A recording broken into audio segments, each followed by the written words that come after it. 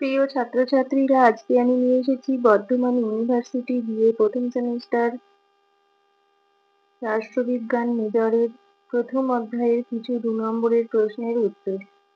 প্রশ্নগুলি হলো: পাশ্চাত্য রাষ্ট্র দার্শনিক কয়েকজনের নাম লেখো।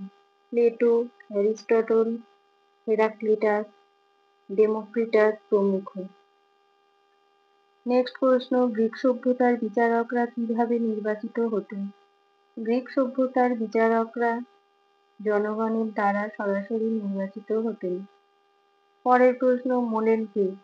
প্রাচীন গ্রিসের এথেন্স রাষ্ট্রের রাজা। এই রাজাই প্রথম লক্ষ্য করলেন বিপুল পরিমাণ সম্পত্তির পুঞ্জীভূত হওয়ায় সমাজে বিভিন্ন শ্রেণীর মধ্যে বিবাদ সংঘটিত হচ্ছে। সফিস্ট শব্দের অর্থ কি? গ্রিক শব্দ সব থেকে সফিস্ট কথাটি এসেছে। সফিস্ট শব্দের অর্থ জ্ঞানী। সফিস্ট গোষ্ঠীর অন্যতম একজন হলেন প্রোটাগোরাস। কোন গ্রিক দার্শনিকের মতে গণতন্ত্র মবরুল? হেরাক্লিটাস গণতন্ত্রকে মবরুল তথা সাধারণ মানুষের শাসন বলে ব্যাখ্যা করেন। পরের প্রশ্ন: গ্রিক নগররাষ্ট্রে দুটি বিপরীত ধারার উল্লেখ করো। গ্রিক নগররাষ্ট্রের মধ্যে স্পার্টা ছিল রক্ষণশীল, অন্যদিকে এথেন্স ছিল প্রগতিশীল। স্পার্টা স্বৈরতন্ত্রের প্রতি আস্থাশীল, কিন্তু এথেন্স ছিল গণতন্ত্রের প্রতি আস্থাশীল। স্পার্টা রাষ্ট্রীয় কর্তৃত্ব ও শাসনকে আধিপত্যের উপর গুরুত্ব দিয়েছিল, কিন্তু এথেন্স আইনের শাসন ও মানবিকতার নীতি প্রচার করেছিল। অ্যারিস্টটল অনুসরণ করে দুটি বিকৃত সরকারের নাম লেখো। গণতন্ত্র ও গোষ্ঠীতন্ত্র। প্লেটোর মতে দার্শনিক রাজার গুণটি কি? প্লেটোর মতে দার্শনিক রাজার গুণটি হলো যা প্রাথমিক ও উচ্চশিক্ষার মাধ্যমে গড়ে উঠবে, যথা দার্শনিক ও প্রশাসন হিসাবে আত্মপ্রকাশ। মানুষের রাষ্ট্রের মধ্যে বাস করা উচিত, এমন কথা অ্যারিস্টটল কেন বলেছেন? অ্যারিস্টটলের মতে রাষ্ট্রের মূল লোকায়িত স্বাভাবিক মানসিক সম্পর্কের মধ্যে নারী পুরুষ সম্পর্ক ও প্রভু দাস সম্পর্ককে ভিত করে পরিবার মানুষের দৈনন্দিন চাহিদা পূরণ করে, যা রাষ্ট্রের উৎসস্থল। তাই মানুষের রাষ্ট্রের মধ্যে বাস করা উচিত। প্লেটোর আদর্শ রাষ্ট্রের শ্রেণীগুলি কি কি? প্লেটোর মতে আদর্শ রাষ্ট্রের শ্রেণীগুলি হল যোদ্ধা, শাসক ও উৎপাদক। প্লেটোর মতে অভিভাবক শ্রেণীর গুণটি কি? প্লেটোর মতে অভিভাবকদের গুণগুলি হল বিজ্ঞতা, সাহস, মিতাচার ও ন্যায়। রাষ্ট্রচিন্তার আলোচ্য বিষয় কি? রাষ্ট্র ব্যবস্থার গঠন, প্রকৃতি, রাষ্ট্রীয় ক্ষমতা, এই ক্ষমতা প্রয়োগের সমস্যা, রাষ্ট্রের অন্তর্ভুক্ত মানুষের অধিকার ও কর্তব্য, রাষ্ট্রীয় প্রতিষ্ঠানের সাথে বিভিন্ন সংঘ সমিতির সম্পর্ক প্রভৃতি দিকগুলি রাষ্ট্রচিন্তা বা রাষ্ট্রীয় তত্ত্বের আলোচ্য বিষয়।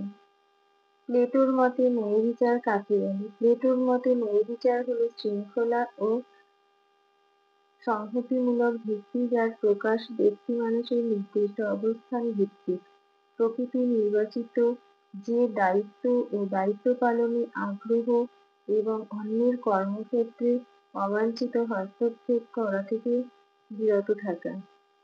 অ্যারিস্টটল কিভাবে আদর্শ রাষ্ট্রের সংজ্ঞা দিয়েছেন? অ্যারিস্টটলের মতে যে রাষ্ট্র শিল্পের বিকাশ, প্রতিরক্ষা, অর্থ সংগ্রহ, ধর্ম পালন, ন্যায়ের বিকাশ ও খাদ্য যোগান প্রভৃতি কয়েকটি কর্তব্য পালন করবে, তাহাই আদর্শ রাষ্ট্র। কারা প্রথম সামাজিক ও রাষ্ট্রীয় বিষয় নিয়ে চিন্তা ভাবনা শুরু করেন? গ্রিক পণ্ডিত গোষ্ঠী, সফিস্টরা। রাষ্ট্র দর্শন ও সমাজ দর্শনের অভিন্ন সূত্র কোনটি? রাষ্ট্র দর্শন ও সমাজ দর্শনের অভিন্ন সূত্র কোনটি? রাষ্ট্র দর্শন ও সমাজ দর্শন উভয়ের অভিন্ন সূত্র হল উভয়েরই মূল আলোচ্য বিষয় মানুষ ও মনুষ্য গোষ্ঠী। সমাজ ও রাষ্ট্র উভয়েরই কেন্দ্র মানুষ। সপ্তপ্রাজ্ঞ কি? প্রাচীন গ্রিসে কয়েকজন দার্শনিক ও পণ্ডিত ব্যক্তি নিয়ে গঠিত গোষ্ঠীকে সপ্তপ্রাজ্ঞ বলা হয়। ডেমোস কি? গ্রিক সভ্যতায় পুরো এথেন্সকে প্রায় 100টির মতো অঞ্চলে বিভক্ত করা ছিল। এই এক একটি অঞ্চলকে বলা হতো ডেমোস। অ্যারিস্টটলের মতে নাগরিকত্ব বলতে কি বোঝায়? অ্যারিস্টটলের মতে নাগরিকত্ব বলতে কোনো না কোনো রাষ্ট্রীয় পদ গ্রহণ বোঝায়। এই অর্থে নাগরিকত্ব হলো রাষ্ট্রনৈতিক কর্মে সক্রিয় অংশগ্রহণ। প্লেটোর মতে ন্যায়পরায়ণতা কয় প্রকার ও কি কি? প্লেটোর মতে ন্যায়পরায়ণতা দুই প্রকার, সামাজিক ও ব্যক্তিগত। কয়েকজন সফিস্ট দার্শনিকের নাম লেখো। সৈকোফ্রন, অ্যান্টিফন, জর্জিয়াস, হিপ্পিয়াস, প্রোটোগোরাস প্রমুখ। গ্রিক রাষ্ট্রচিন্তার দুটি বৈশিষ্ট্য লেখো।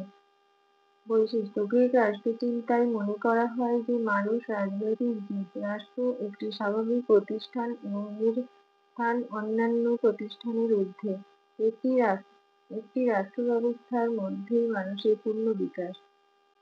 প্রাচীন গ্রিক রাষ্ট্রচিন্তায় কর্মে ধর্মীয় প্রেরণার কোনো ভূমিকা ছিল না। গ্রিক রাষ্ট্রচিন্তার বিকাশের মূল ভিত্তি ছিল ব্যক্তিমানুষের গুরুত্ব। সফিস্টদের কেন কুতার্কিক বলা হয়? কারণ যে কোনো বিষয় সফিস্ট দার্শনিকরা বিরোধী পক্ষকে যুক্তিতর্কে পরাজিত করতেন। সফিস্টদের যে কোনো দুটি বৈশিষ্ট্য লেখো। সফিস্টদের ভাবনা চিন্তায় সাধারণ মানুষের বোধগম্য কোনো বিষয় ছিল না। সফিস্টরা ভ্রাম্যমাণ শিক্ষাদান করতেন। এই জ্ঞান ছিল দর্শনের মধ্যেই সীমাবদ্ধ। প্লেটোর মতে ন্যায়পরায়ণতা কাকে বলে? প্লেটোর মতে ন্যায়পরায়ণতা হলো সকলের ভালো করো, ক্ষতি নয়, ন্যায় মনে অবস্থান করে। এটি একটি বন্ধন যা সমাজকে একত্রিত করে।